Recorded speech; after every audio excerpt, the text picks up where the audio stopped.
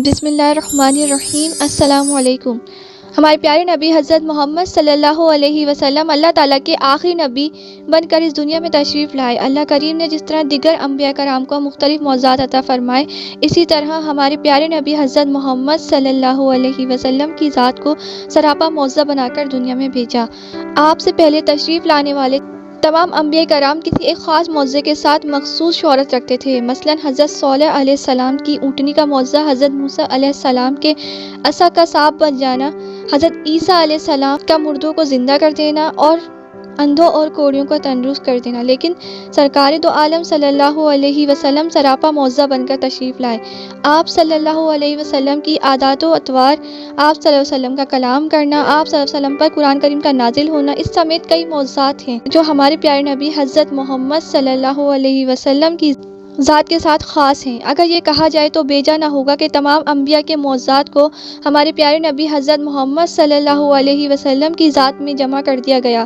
لیکن جس معجزے کا ذکر ہم آج کرنے جا رہے ہیں وہ ایسا معجزہ ہے جو آپ صلی اللہ علیہ وسلم سے قبل کسی نبی کو عطا نہ ہوا، اور وہ معجزہ شق القمر کا ہے، یعنی چاند کو دو ٹکڑے کر دینا۔ چاند کو دو ٹکڑے کر دینے والا معجزہ ایک ایسا واقعہ تھا جس نے پورے عالم عرب کو حیران کر کے رکھ دیا تھا، اور اس کی اہمیت اس لحاظ سے مسلم ہوگی۔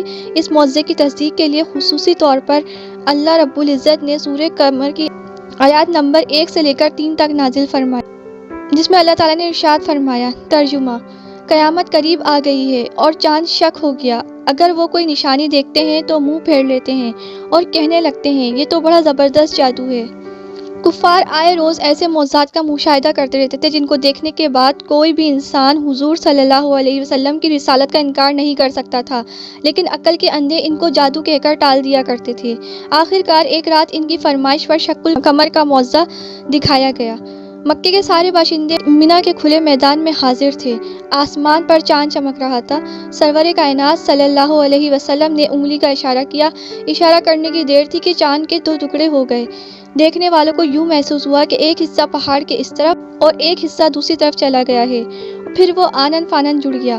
کفار یہ دیکھ کر تصویر حیرت بن گئے۔ ان کے پاس حضور صلی اللہ علیہ وسلم کی رسالت کے انکار کا کوئی عذر باقی نہ رہا۔ ابو جہل بولا، یہ تو بڑا زبردست جادوگر ہے جس کا جادو آسمان پر بھی اثر کرتا ہے۔ بعض لوگوں نے شق القمر کی ان آیات کو قیامت کی وقوع کے ساتھ جوڑنے کی کوشش کی۔ انہوں نے اس کی تشریح و تفسیر میں یہ بیان کیا ہے کہ دراصل یہ قیامت میں پیش آنے والا واقعہ ہے جس کی طرف قرآن کریم کی آیات میں اشارہ کیا گیا ہے، لیکن اکثر احادیث ثابت کرتی ہیں کہ شق القمر کا واقعہ حضور اکرم صلی اللہ علیہ وسلم کی حیات طیبہ میں ہوا تھا۔ یہ واقعہ ہجرت سے 5 سال پہلے وقوع پذیر ہوا۔ شق القمر کے واقعے کی تصدیق کرنے والی احادیث کو جلیل القدر صحابہ کرام رضی اللہ عنہ نے روایت کیا ہے۔ حضرت ابن مسعود رضی اللہ عنہ، حضرت سیدنا علی مرتضیٰ رضی اللہ عنہ، انس بن مالک رضی اللہ عنہ، جبیر بن معطم رضی اللہ عنہ، حضرت ابن عمر رضی اللہ عنہ، عبداللہ بن عباس رضی اللہ عنہ قابل ذکر ہیں۔ بخاری و مسلم میں ایک حدیث میں مذکور ہے جو حضرت عبداللہ بن مسعود رضی اللہ عنہ سے مروی ہے کہ رسول کریم صلی اللہ علیہ وسلم کے زمانے میں چاند درمیان میں سے شک ہو کر اس طرح 2 ٹکڑے ہو گیا تھا کہ ایک ٹکڑا پہاڑ کے اوپر کی جانب تھا، دوسرا نیچے کی جانب۔ حضور اکرم صلی اللہ علیہ وسلم نے کفار کو بلا کر کہا، میرے اس معجزے کی گواہی دو۔ یہ حدیث مشکات شریف کی جلد 5 میں بھی موجود ہے۔ نبی کریم صلی اللہ علیہ وسلم کے دست مبارک سے چاند کے 2 ٹکڑے ہونا ایک ایسا حقیقی واقعہ ہے جس کی صداقت میں کوئی شک و شبہ، کوئی گنجائش نہیں ہے۔ اس واقعے سے متعلق روایات کو راویوں کی ایک بڑی جماعت نے بیان کیا ہے، اور ان کے واسطے سے بے شمار محدثین نے ان روایات کو نقل کیا ہے۔ علماء کرام کے نزدیک یہ صحیح روایت ہے اور تواتر کی حد تک پہنچی ہوئی ہے۔ اس کو بخاری مسلم سمیت کئی محدثین نے اتنے زیادہ ترک سے نقل کیا ہے کہ اس میں کہیں سے بھی شک کا گزر نہیں۔ لیکن سب سے بڑی بات یہ ہے کہ خود قرآن کریم نے اپنی آیات طیبات سے اس واقعے کی صداقت کی گواہی دے دی ہے، کیونکہ اگر اس واقعے کو محض قیامت کی نشانیوں کے ساتھ جوڑ دیا جائے تو پھر وہ آیت ذکر کرنے کی ضرورت نہ رہتی جس میں کفار کی طرف سے کہا گیا یہ تو کھلا جادو ہے۔ ایک اور حدیث مبارکہ میں اس واقعے کا ذکر کچھ اس طرح ملتا ہے کہ شعیب ابی طالب میں محصوری کے دن گزر رہے تھے۔ محصورین صرف حج کے دنوں میں ہی غار سے باہر نکل سکتے تھے۔ حج کے ایام تھے۔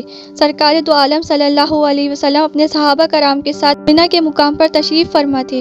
آسمان پر چاند بھی پورے جوبن پر تھا۔ ابو جہل وغیرہ نے اپنے دیگر ساتھیوں کو جمع کر کے رسول اللہ صلی اللہ علیہ وسلم کے سامنے یہ سوال اٹھایا کہ اگر آپ سچے ہیں تو چاند کے 2 ٹکڑے کر کے دکھائیں۔ ہمارے پیارے نبی حضرت محمد صلی اللہ علیہ وسلم نے فرمایا، اگر میں ایسا کر دوں تو کیا تم ایمان لاؤ گے؟ سب نے کہا کہ ہم ایمان لائیں گے۔ حضور اکرم صلی اللہ علیہ وسلم نے اللہ تعالیٰ سے دعا فرمائی اور چاند کی طرف انگلی کر کے اشارہ کیا تو چاند کے 2 ٹکڑے ہو گئے۔ چاند کا ایک ٹکڑا کو ہیرا کے اوپر تھا اور دوسرا اس کے دامن میں تھا۔ آپ صلی اللہ علیہ وسلم نے ہر کافر کو نام لے کر پکارا اور کہا، دیکھو گواہ رہنا۔ سب لوگوں نے چاند کے ٹکڑے اچھی طرح دیکھ لیے۔ 2 ٹکڑے ایک دوسرے سے اتنی دوری پر ہو گئے تھے کہ بیچ میں ہیرا پہاڑ نظر آ رہا تھا۔ کفار نے اس پر کہا کہ یہ جادو ہے۔